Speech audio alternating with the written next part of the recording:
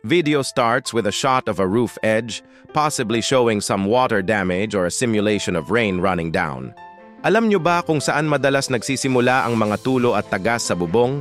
Hindi sa gitna, kundi dito mismo sa gilid. Oo, dito sa dulo kung saan umaagos ang tubig ulan.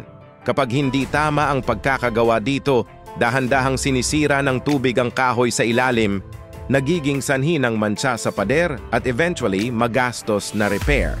Pero may simpleng solusyon diyan, ang tinatawag na drip edge. Ito yung parang manipis na bakal na nilalagay sa gilid ng bubong bago ikabit ang yero o shingles. Anong ginagawa nito? Pinapatnubayan nito ang tubig palayo sa kahoy at diretso sa alulod o sa baba, kaya iwas tagas at iwas bulok. Proteksyon din ito laban sa kalawang dahil hindi direktang nababasa ang mga dulo. Isipin nyo, isang maliit na detalye pero napakalaki ng proteksyon na binibigay sa buong bahay nyo. Kaya sa susunod na magpapagawa o magpaparepair kayo ng bubong, huwag kalimutang itanong sa karpintero nyo, may drip edge ba yan?